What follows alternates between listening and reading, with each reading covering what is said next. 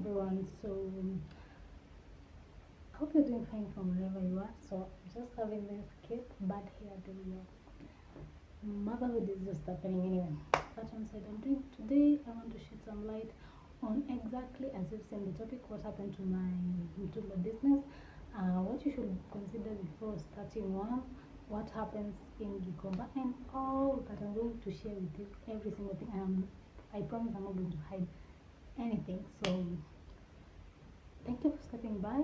Make sure you like this video, comment, subscribe if not, and just let's rush into it.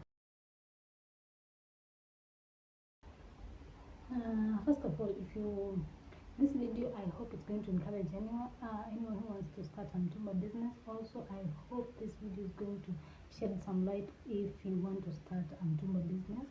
Yeah. So first and foremost, if you want to start a Mtumba business, the first thing you want to consider is where you're going to get your clothes from. There is toy, there's komba, there's so many places. And if that's the case, how are you going to get your clothes? Is it by picking, or are you going to get a whole bale? So personally, I was doing the picking. I'll do the first camera or the second camera. Those were the best. By first camera, I mean when the bale is brought, that person allows you to pick the best of the pieces. Yeah, but the prices are different. By second camera, I mean that person, whoever who has the bale, opens up a bale, and then they choose theirs, and then you're left to choose from whatever that remains. So that is second camera. Then that camera is basically the ones that everybody has chosen, and they're just left there. They have dents, they have marks, and all that. But first and second camera is always the best you can choose. So personally, I was hand picking. Like from the bale, I was not picking a whole bale. Again, if you're starting, I would advise don't go for the whole bale unless you're sure that whoever is giving you, he always has good bales. But with bales, they're very indetectable. You cannot know what is in there, and they are not returned. You cannot return a bale if you find something bad, because also them, they got it like that. They did not open it. Comes like that. They sell it like that. So it's I think it's a gamble. It's just a gamble whether you get good things or bad things. But there are some people who are known to have very good bills. Yeah, very nice bills. So you have to also do your research. Again, make sure that whoever is giving the information is not going to lie to you, because everybody is out here hustling. So yeah, that's all about what goes on. Again, when you're going to gikomba, try your best to not meet the the brokers. By brokers, I mean immediately step into gikomba. There are these people who are like, sister, you want dress? Do you want crop tops? Do you want palazzo? These people always know where they get them. So when they take you to that particular place, they know. Let's say, for example, that they know their place. They're going to take you. Say a dress costs 300. So when they bring you there, it's hiked even times 2 or times 3. So they'll tell you 800, 500. Again, they always have good things. They know where to get very good things. So when they broke like that, they end up with their own cart, their own sales. Yeah. So make sure when you're going there, don't just look for people. Right now, people are doing errands. Also, people are taking other guys who want to go to gikomba. So make sure if you want something good, try maybe use them, or just get into gikomba and get lost.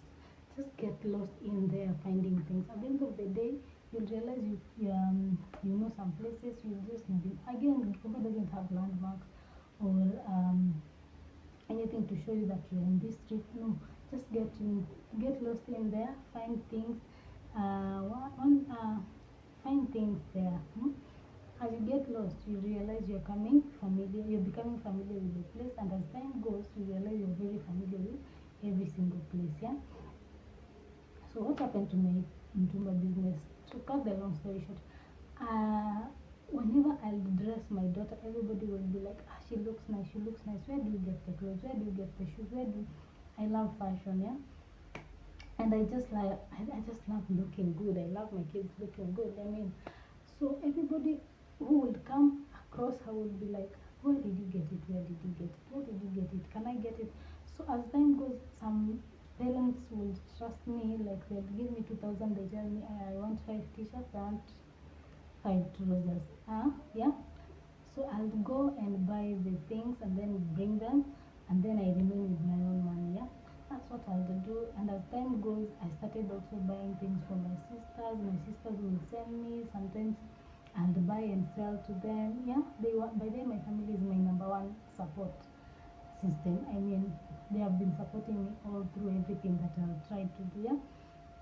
So as time goes, that's what I'll do continuously. And then one day I sat down and we were having a conversation with my husband, and he was like, why don't you just start selling to people? Because also I started selling to my sister's friends. You know, they would like whatever she has, and she would be like, I always get it from my sister. So those referrals started becoming many. So I realized, why don't I asked myself, why don't I start just doing it? Yeah. So that's when I started going to gikomba. But remember, I was not familiar with all the people like going to from say first camera. I didn't know those people who open bills. I didn't know the days they open. So I started doing some research. I did my own research. I got some contacts, referrals, and all. Again, if you want to start a Mtumba business, you see when you go to social media, there are these people there that are like, you can get this thing from this place, you can get these things. Sometimes they are not the truth. Actually, most of them, the plugs that I have tried were not true. Like, I was not getting good things. But the ones that I'll go and find for myself were very good. That's why I'm telling you, if you want to start a Mtumba business, and if you're willing to go to gikomba, that's your place. Just go there, get lost, and find your own plug. Otherwise, there's so many things that happen on the ground. Yeah, just go, get lost, get your own clothes. So and follow plugs. They were not doing anything, so I started going there and gambling till I got some plugs. Of course, some I had known from way back, because as I told you, I've been selling clothes but to specific people. Yeah? So I started going to gikomba, started picking clothes, and I was selling bodysuits and what dresses. I'll sell trousers, that is the pipe trousers and all that, and it was going on well. But then Mtumba has money. I will not lie to anybody. Mtumba has a lot of money, and you just have to get good pieces for you to sell, and you have to have customers who are willing to buy. So I started selling online physically and all that, but my target was online. Only to realize the people who were really buying were not even from online, they were people around me. So for me, online was not honestly working, because by the time I was bringing things from gikomba, I get them to say my sister, they would be sold all of them. All of them. Yeah, so by the time I want to post, I don't even have anything to post. Yeah, and the ones that I'll post, sometimes they are even bought, so I just bring them to just post, and so online for me was not working. So physical, like me being there was working. So I was thinking, why don't I open a shop? Again, shop comes with a lot of things, and the place that we were staying, shops are even expensive than rented houses. So for me, shop was not something that I was willing to put my money in. Again, you're starting small, you don't have all that capital to do all that. So the business was thriving and everything was going on until we decided to shift. Now, this is where I want everybody to take here, learn from me. We shifted from where we were staying. That means my business was affected. Everything about my business was prone to be affected, especially because where we are staying, I cannot get clothes to sell, and it's where we are staying is very very far from gikomba. Like I cannot say I'll wake up and go and pick clothes and come back again. My daughter has to go to school. I have a son who is 1 year now in a month, so it's tricky. Like if I'm to wake up to go to gikomba to meet my time, I'm supposed to maybe wake up at 4 and go to gikomba, and then it was so exhausting. So I decided to just pause and ask myself if this is really what I want to do. Because again, I was asking myself, what if I get a bill? But now getting a bill is tricky, because as I said, sometimes it's a gamble. You can get very good pieces and you can get very bad pieces. That is the gamble, and it is very expensive. Like, it's not the money. Okay, if you have the heart, you can gamble your money, but if you're 50-50, I'll not recommend anybody who's starting to pick a deal. I'll not. So that is what happened to me in Mtumba. So I decided to just relax and factor out things. So in the factoring things out scenario, I started googling and write and reading and doing all those research. Because again, if you're a girl and you're used to hustling, you're used to making your own money, again it's difficult to just staying and not making any money.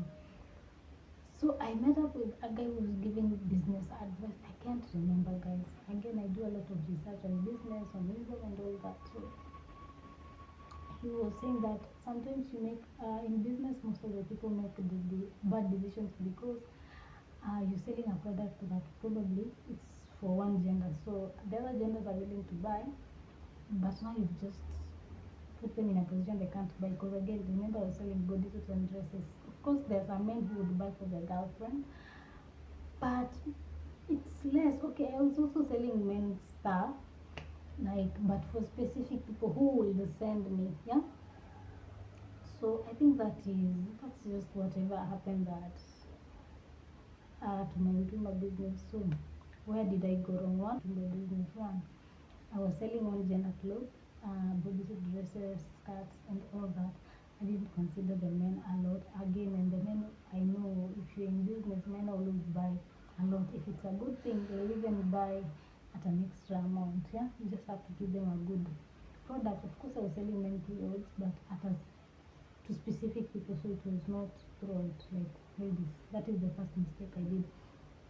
Second mistake I didn't consider location. Because personally, I said I'm selling online, but clearly the people who are buying were not from online. They were people who are close to me, around me. So that is the second mistake I did. Three, I didn't think about business as something that is that's going to exist for quite a long period of time. Like, I didn't think about the long term. I was thinking of the short term, because now where we're staying very far from Gikomba. Like, it's around 3 hours to CBD, to Nairobi CBD. And to get a good bells are opened up at 7 to 8. So I have to get to Gikomba very early, which is very difficult because now I have 2 kids and one is also going to school. Yeah, so it's crazy. Yeah, I feel those are the mistakes I really made. I didn't think of the long term solution, and that's something I wouldn't want you to even think about to do. I mean, don't get yourself in that. That's why I always do these videos. Don't get yourself in that. So is there any other mistake I did?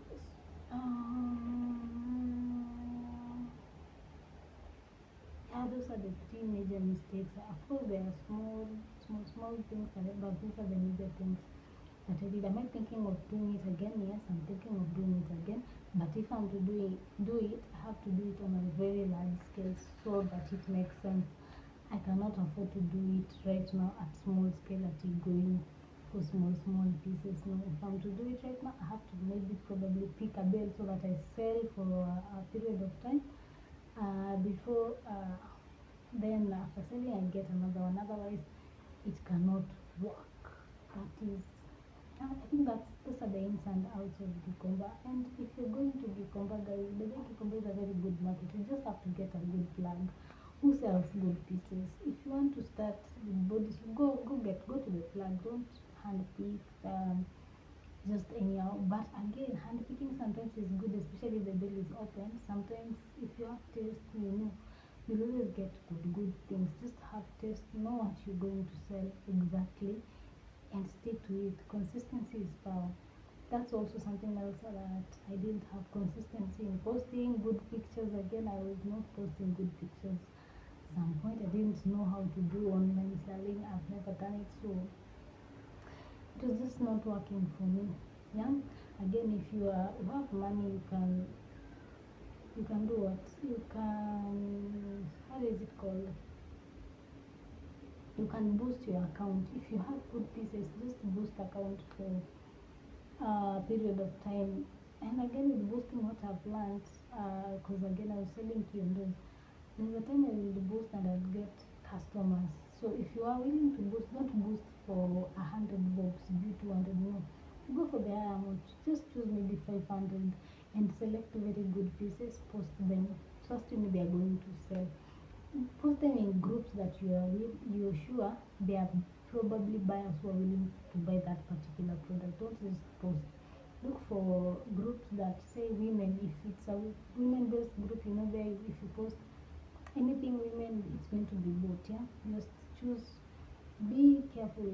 Be intentional when you're posting. Have good pieces. There you'll never stick with them at all. And then another mistake, maybe I think I almost forgot pricing. I'll underprice myself sometimes. I'll overprice myself sometimes.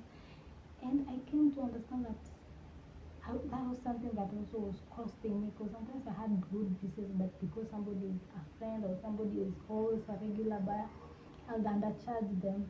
So yeah, so at the end of the day, there's something. Because again, you can get a piece at even 200, and you can even sell it for 1500 and it will be bought. So at the end of the day, you set a price in your head and make sure you stick on it, and people are going to buy from you. Just create a good community of people who are willing to buy and get good pieces. People are going to buy from you. That's a plus. But again, you have to pray for your business.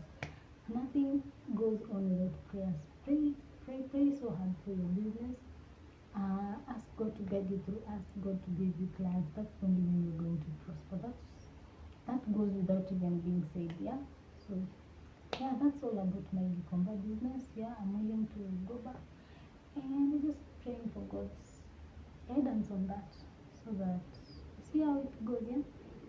Yeah, I hope I've shed some light on that, because there are people who are asking, there are people who've been asking me of clothes and all. Yeah, I'll get back to you. I know, I'm sure. So just hold on. Yeah, well, with that being said, I think I'll see you on the next one. Bye.